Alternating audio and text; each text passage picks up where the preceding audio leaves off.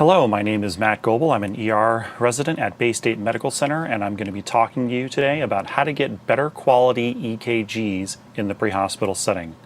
There's three parts to this: skin prep, electrode placement, or where the stickers are going, and wire or cable management. What are you doing with all the wires? First, let's talk about skin prep.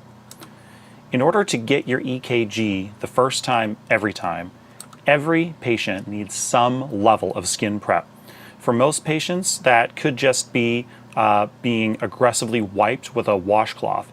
Everyone has oil and other stuff on their skin that makes it difficult for the electrodes to make good contact, so everyone needs some kind of skin prep.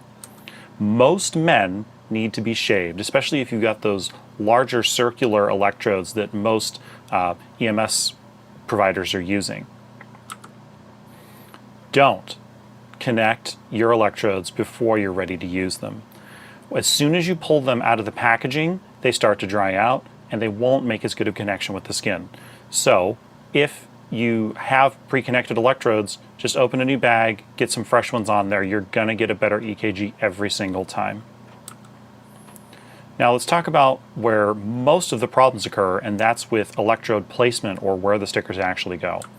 Now, some common pitfalls are putting the limb leads on the chest. The limb leads need to go on the limbs. You can also inadvertently create problems if your precordial leads are off by more than 2 centimeters, which is less than an inch.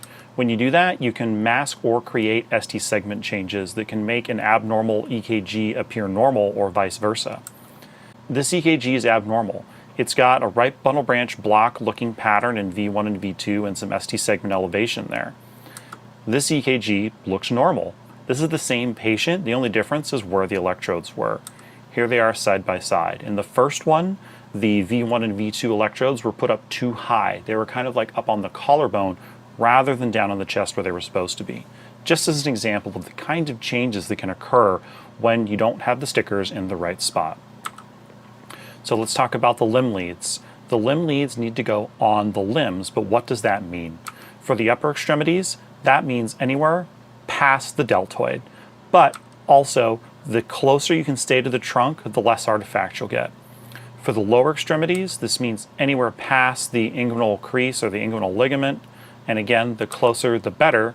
But a lot of times, the ankles are the easiest place to get to, especially if they're wearing long pants. Now let's talk about where most problems occur, and that's with the precordial leads. The first step to getting your precordial leads in the correct location is to find the sternomanubrial angle, the angle of Louis, or the joint between your sternum and your manubrium.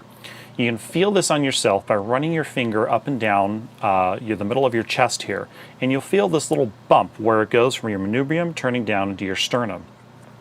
And at that bump, you've also got the second rib joining in, and that's how you find the second intercostal space, which is your key to finding all of the other landmarks. Now, if you're having trouble feeling where this angle is on a patient, you can put a finger in the sternal notch and then put 3 fingers underneath it, and the bottom will be roughly where this level is. So you can find this angle, then you can feel the second inner space, and then you'll feel down for 3, 4, and then that's where V1 and V2 are going to go. We have to be mindful of bony landmarks for the horizontal positioning as well. Remember that the clavicle extends all the way out to the end of the shoulder, so midclavicular line is roughly equal with the areola or the nipple. And then in the armpit or the axilla, you've got 3 lines: the anterior, middle, and posterior axillary lines, and those are formed by the insertion of the muscles in the chest and back that form the actual armpit. So how do I apply and set up the precordial leads? Well, I'm going to start by feeling the angle of Louis and finding it by either feeling the angle or doing 3 of the patient's finger widths from the top of the manubrium. So then I'm going to find that angle, come out to the sides, and fall. My fingers are going to fall into the second intercostal space. Then I'm going to go down to the third and feel in the fourth. And once I'm in the fourth intercostal space, on the right side I'm going to put V1, and on the left side I'm going to put V2. Next, I'm going to feel down for the fifth intercostal space, come all the way over to the midclavicular line, and I'm going to put V4.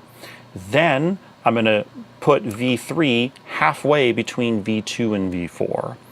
Now, the next one I'm going to place is actually V6. And the way that I'm going to place V6 is by finding the vertical level of V4 and going in a horizontal line perpendicular to the sternum, straight around the chest, all the way until I'm in the middle of the armpit. And that's probably further back than you think it is.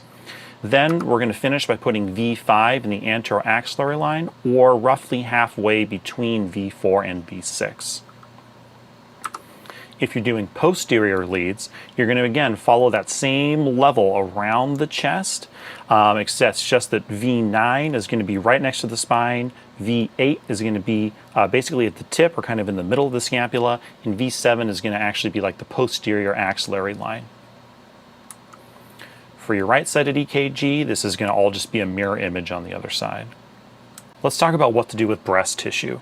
The problem with breast tissue is that you can move them out of the way, but then to apply electrodes to the chest wall, but as soon as you let go, the tissue is going to move and your electrodes won't be in the right position anymore. So it is better to place the electrodes directly onto the breast and let it stay, rather than try and manipulate the tissues to get them directly attached to the chest wall. And in this case study, they showed why. This patient had an abnormal EKG, a normal EKG, and then an abnormal EKG. And the only difference was whether they had put the precordial leads on the breast or underneath the breast. So here's another really good demonstration in this graphic here that you can lift the tissue up to put it on the chest wall in the correct position, but as soon as you let go, it's going to move out of the way. So it's better to just put the electrode on the breast so that it stays in the correct position.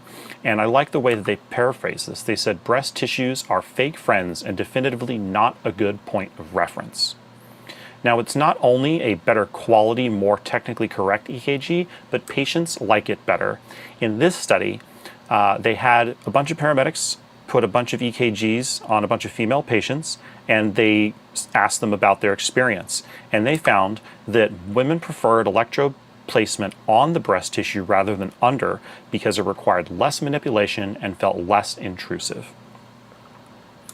So the last thing is, what do we do with the wires? Managing the cables and the wires. How do we eliminate that artifact that comes from that? You're probably familiar with this cable that connects all of your electrodes to your monitor. This is the point that divides where you create artifact and where you don't create artifact. Anywhere from the blob going out onto the individual wires, any movement there will create artifact. But going back to the monitor, where you've got that big thick cable, moving that doesn't create artifact. You can play jump rope with that while you're acquiring an EKG and you won't generate any artifact. So the trick here is to take the blob, and instead of what I did when I was a medic, where we have the monitor on the bench seat and allowing all the wires to just swing in the breeze between the bench seat and the stretcher while they're attached to the patient, move the blob all the way over to the patient so that the electrodes, those individual wires, and the blob are all moving as one unit as you're bumping down the road. And just that big thick cable is going back over to the monitor, and you'll get a lot less artifact that way. So to summarize, always prep the skin, either with at least a washcloth, if not doing something more aggressive to try and clean the skin. Don't pre-connect your electrodes. Get them out fresh every time so that they're going to be sticky and they're going to get a good electrical signal. Always palpate your bony landmarks, especially for the chest, starting by finding the angle of Louis. Move the blob or the box to the patient so that your electrodes, wires, and patient and blob are all moving together as one unit to reduce artifact. Now, this isn't a perfect EKG, but it's a perfectly readable EKG. And this was acquired on a patient by an EKG treadmill tech while the patient was walking at 2.5 miles an hour up a 12% incline. So anyone that tells you you can't get a diagnostic EKG in the pre-hospital setting is lying. If you use the tricks I've told you, you can get a good EKG every single time. Thanks.